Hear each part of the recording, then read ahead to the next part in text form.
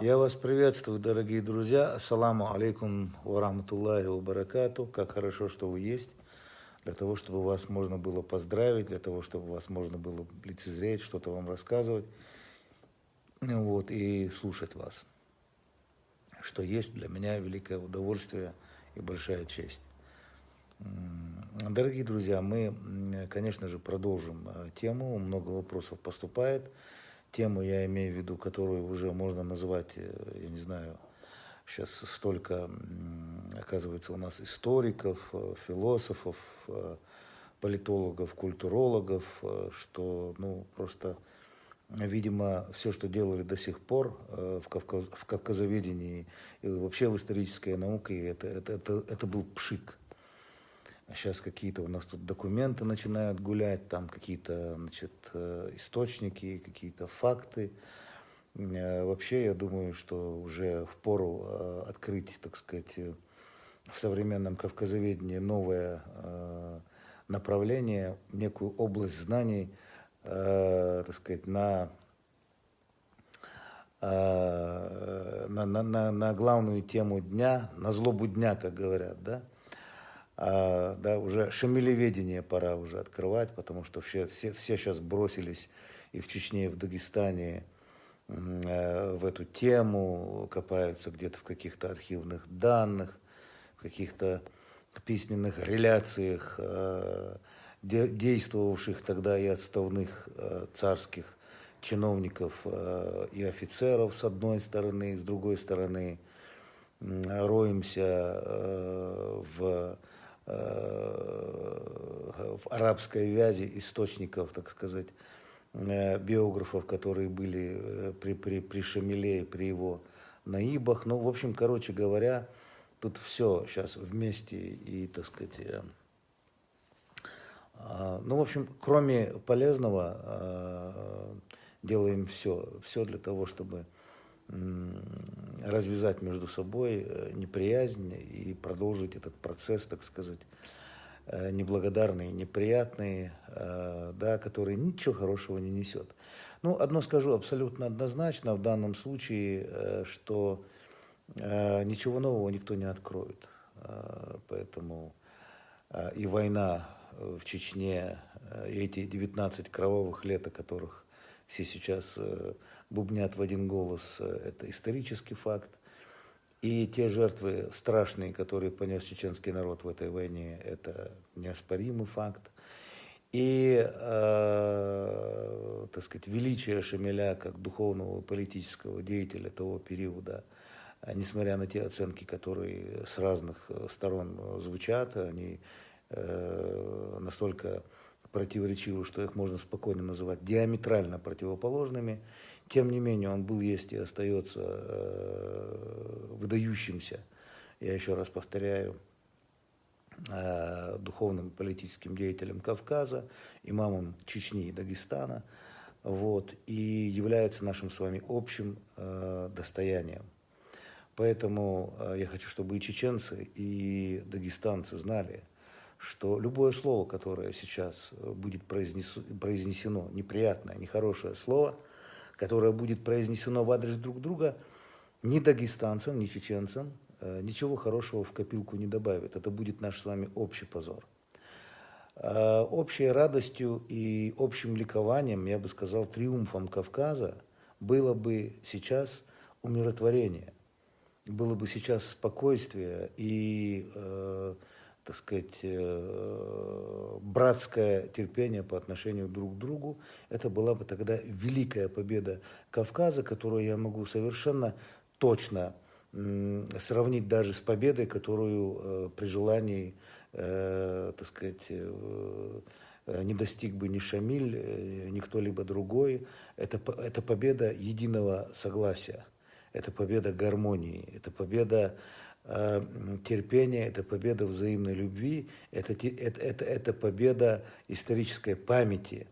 Мы с вами должны понимать, что чеченцы и дагестанцы жили как братья всегда в дружбе до Шамиля и после Шамиля. И до скончания века они будут жить и в мире, и в дружбе, потому что и те, и другие – это очень самодостаточные, мужественные, красивые, способные на подвиг и самопожертвование люди, равных которым еще поискать. При всем моем уважении ко всем народам мира, каждый из народов прекрасен. Ну, может быть, я, как горец, где-то какое-то понятное вполне предпочтение отдаю моим дорогим чеченцам и дагестанцам. Самое главное, чтобы мы с вами, ну, например, с чеченской стороны, пытаясь, так сказать, говорить слова пренебрежения по отношению к имаму, самое главное, чтобы чеченцы не забывали, что эти слова пренебрежения потом обернутся огромным пушечным залпом из будущего. Поэтому не надо ни в коем случае вот эти вот плевки в прошлое, они не нужны. Шамиль, он в равной степени, как и для дагестанцев, для нас, для чеченцев, очень важен как мощная духовная политическая фигура в нашей истории. Давайте ее хранить. Да, мы можем делать выводы, да, мы можем высказывать какие-то мнения. Вот, например, всего лишь высказал глава Чеченской Республики. Соглашаться, не соглашаться, это уже другая история. Я высказываю свое мнение. Кстати, меня никто так и не спросил, как я отношусь к Шамилю.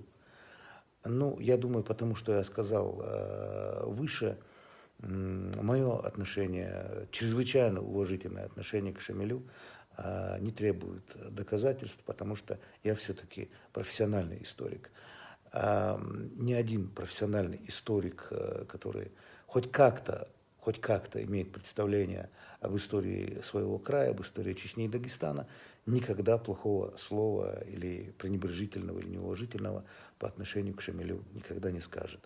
Поэтому это вот то, что касается чеченской стороны, что нельзя плеваться в свою историю, несмотря на то, что пролита страшная кровь. Извините за параллели. Меня вот вы после прошлого моего выступления под моим, так сказать, видео столько было обвинений в том, что я сравнивал. Я никого не сравниваю, я просто привожу пример. Во Франции Наполеон уничтожил 3 поколения французов. 3 поколения французов. И тем не менее, он сегодня возглавляет пантеон героев Франции. Тем не менее. Хотя и это тяжелая, сермяжная, больная, пронзительная, да, это правда. 3 поколения французов было уничтожено за время правления Наполеона. Поэтому, да, жертвы чеченского народа абсолютно точно и неопровержимо эти жертвы были. И тем не менее, понимая это, воспринимая это, возмущаясь, может быть, справедливо в каких-то моментах, но, тем не менее, это жертва, которую добровольно никто чеченцев не заставлял. Добровольно чеченцы воевали во главе с Шамилем. Вот, были и победы, были и поражения. Всякое было на этой войне. Вот, поэтому где-то можно понять возмущение чеченцев, потому что это были действительно страшные и порой неоправданные жертвы. Теперь, что касается дагестанцев. Дорогие мои дагестанцы, я очень коротко скажу вам одну вещь. Я желаю вам прославлять Шамиля во веки веков. Я желаю вам большой, красивой гордости за этого великого сына аварского народа, Дагестана. Это безусловно. Самое главное, чтобы в современных условиях, называя себя последователями Шамиля, вы, дорогие братья, соответствовали бы тому духовному уровню хотя бы на 1% из того, что было у Шамиля, и тогда, клянусь вам, вас будут уважать все. И самое главное, чтобы это был действительно символ любви к собственной истории, Шамиль, чтобы он был символом любви к собственной истории. Самое главное, чтобы Шамиль не стал символом ненависти к чеченскому народу. Вассаламу алейкум ва рахматуллахи ва баракатух.